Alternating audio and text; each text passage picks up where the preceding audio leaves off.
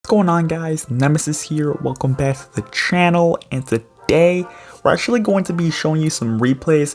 I pushed up to 7,332 trophies, and I'm legit like on a 9-game win streak right now. I've just been like playing super well, just beating a whole bunch of good players. So I hope you guys can learn something from this. So please make sure to like and subscribe, and let's go. Okay, so we got our first game here against logbait with guards in it. He's going to be super aggressive in the beginning, so I'm just going to take the fireball and immediately just go for a battle ram to get the king activation, and we're already looking pretty solid here. This is a matchup where you really want to get a good counter push with the magic archer off. One of the hardest things about this deck to like take into consideration is the guards, since like literally logbait just never wants goblin gang anymore. It's just guards. Guards is super hard to break through. What you gotta do is you gotta get like counter pushing magic archers off because they don't have fireball. If some logbait decks do tend to run fireball, which is like really hard, but typically they'll run rockets. So what you want to do is you want to just like use Marcher a lot and get counter pushes with them, especially like in single elixir like this. I'm just gonna go for a Marcher right here, and like I said, the king activation also really helps me a ton. So that being said, I'm going to play the bandit there because I wanted to force out the guard so my Marcher could get some value. He messed up his guard's placement, so my bandit got a connection there.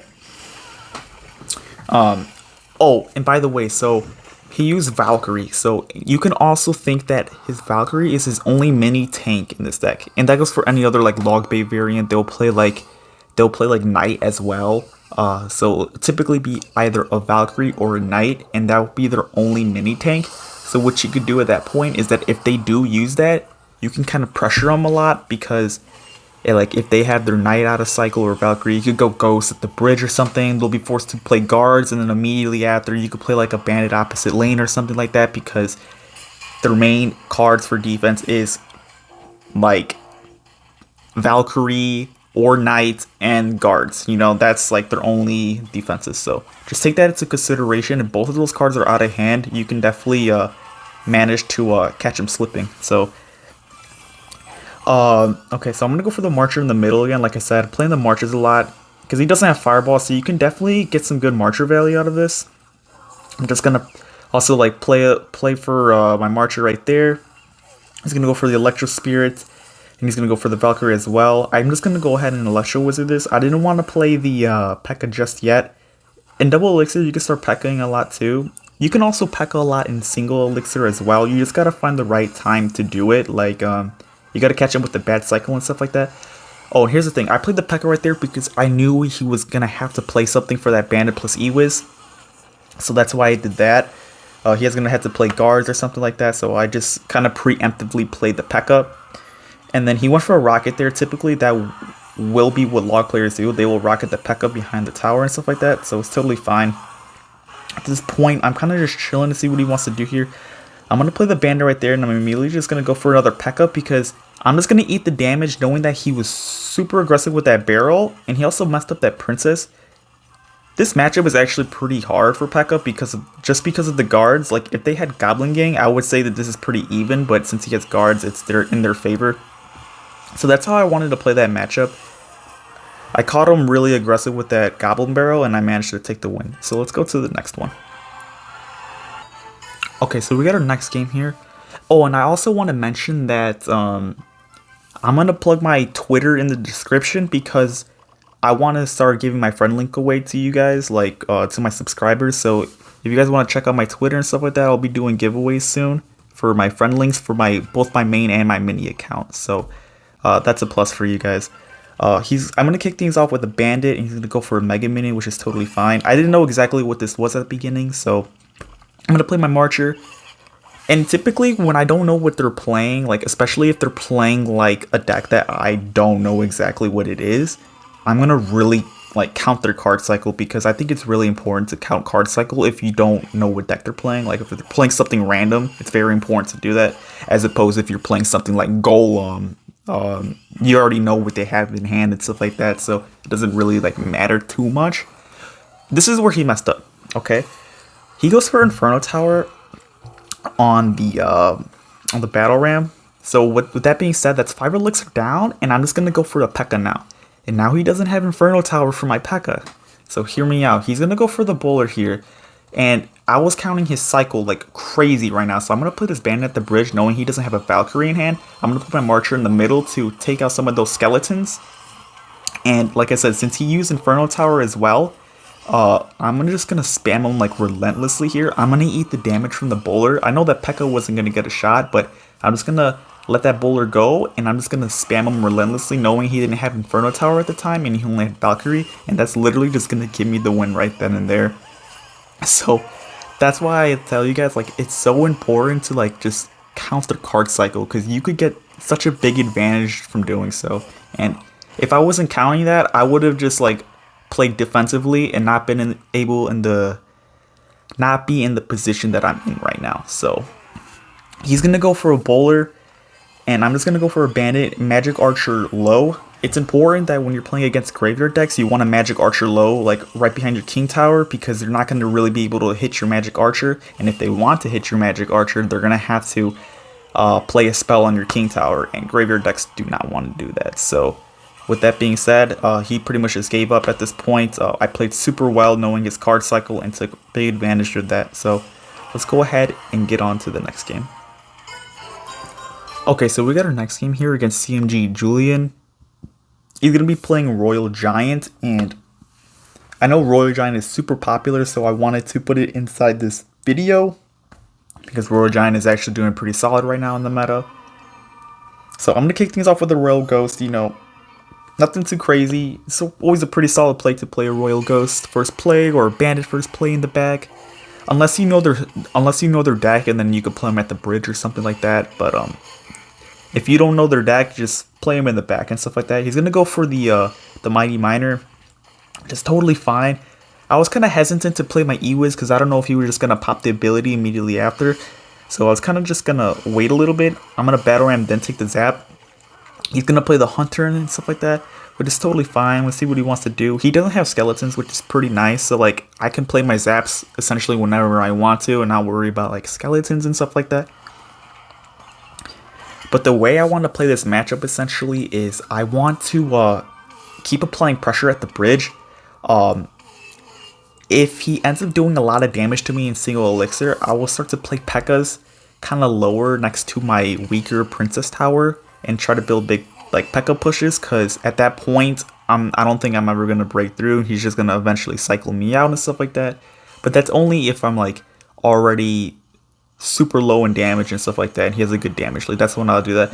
Well, I played that there though because he played a 4 elixir card, and I knew that my magic archer was actually going to do a lot of damage to his tower, so he's gonna have to play something extra. So that's like the only reason why I played the Royal Giant right there.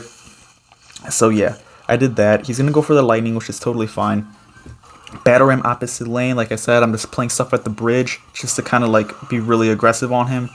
He doesn't have Mega Knight, obviously, or stuff like that, so I can be super aggressive at the bridge. And there you go. My Pekka's going to get a nice shot, and I'm going to Zap to take an extra shot on him. So that pretty much solidifies the game already. All I got to do is play solid defense. And yeah, he's going to go for a Mighty Miner in the back, which is totally fine. It's a pretty solid play for him to do that, because with him cycling champions in the back and stuff like that, he gets a 3-card cycle. So pretty smart on his end. I make a little misplay here, and I give him a really good lightning, which is pretty bad, but it is what it is. I'm going to go ahead and pressure with this Royal Ghost that I have. I'm going to Magic Archer as well. And the reason why I played my Magic Archer there instead was because I knew he was going to play a Fisherman, and I didn't want to take the chance for his Fisherman to catch my Magic Archer if I played my Magic Archer in the middle. So I played it in the corner over there to make sure that the Fisherman doesn't lock onto my Magic Archer instead. So yeah, that's why I do that. I'm just going to cycle a Bandit in the back just to play passively, see what he wants to do. He's going to play his Mighty Miner in the back again to get the 3-card cycle and stuff like that, which is totally fine. I'm going to play my Battle Ram in front of this E-Wiz to make sure that it doesn't get distracted by the Fisherman. And we're kind of just chilling right now. I'm just going to play the Bandit right now, just to kind of DPS down that Mighty Miner. Play the Royal Ghost pretty early because I didn't want that his Royal Ghost to be go cloak and stuff like that. So yeah, he's gonna go for a log and an Electro Spirit. I'm gonna put my Battle Ram in front of the Magic Archers, so it doesn't, the fisherman doesn't lock onto my magic archer. And I'm going to take the fireball to get rid of that hunter and just cycle and stuff like that. I'm going to take the zap immediately so that fisherman doesn't lock onto my magic archer. And we're kind of straight chilling right now. Like I said, I'm just playing passively because I already got this game secured. There's no reason for me to like be super aggressive anymore and stuff like that. I got the magic archer in the middle, immediately play with the battle ram because I had a magic archer already. So pretty much anything that he's going to try to defend with is just going to die. So that's why I did that. I'm just going to take the fireball on top of that. And we're chilling right now, we're chilling. I'm going to play the Royal Ghost on top of the hunter and stuff like that. Play the E-Wiz low and then Pekka. Oh, and that's another thing I like to do against Royal Giant is if you see them play a Royal Giant at the bridge, more likely than not, they're just going to play a Fisherman behind. So what I like to do is when they RG the bridge is play the Electro Wizard low first and then wait for them a little bit to play their Fisherman and then Pekka high. So you're going to have a really nasty counter push. So let's get on to the final game. Okay, so we have our final game here against Burking. He's a giant graveyard with the musketeer and stuff like that. You're gonna see this deck a lot. It's like another giant graveyard deck. He's gonna go giant first play, and I'm gonna go Pekka.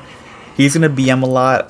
By the way, like I BM this guy at the end because, you know, I don't know why, but he always BMs. He always like emotes a ton during his matches, so I decided to emote Peck. He's gonna go for a bandit, or I'm gonna go for a bandit on his Dark Prince, and then I'm just gonna let that go. I'm gonna try to make a massive counter push because he's kind of just play that graveyard. I make a misplay here. I should have cycled my magic archer like right now. I waited so long to play my magic archer because I needed to get back to my zap, so I should have played that magic archer so much sooner, and that Pekka would have had like way more HP. So that was a misplay on my end, but it is what it is. At this point, I'm kind of just gonna chill here.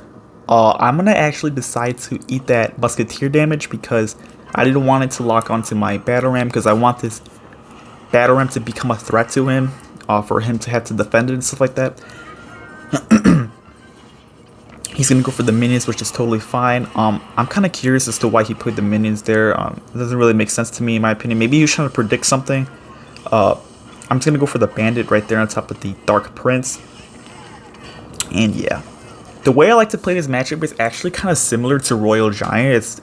Is in terms of you just gotta like be aggressive and stuff like that. If you think they're gonna make a big push, you could just be aggressive opposite lane or something, so they can't make their giant graveyard push like that. You just have to force their elixir out and stuff like that. So yeah, that's why I did that. He's gonna go for a musketeer right there, and I knew at this point he was gonna play a giant graveyard at the bridge. And the reason why I knew that is because obviously, like, if you go a magic archer against a musketeer, the musketeer is going to take down the magic archer. So with that being said, he knew I was gonna have to play something extra, and if I played something extra, I was gonna be down a lot of elixir. So he's just gonna go for a giant graveyard opposite lane, knowing that I can't defend it.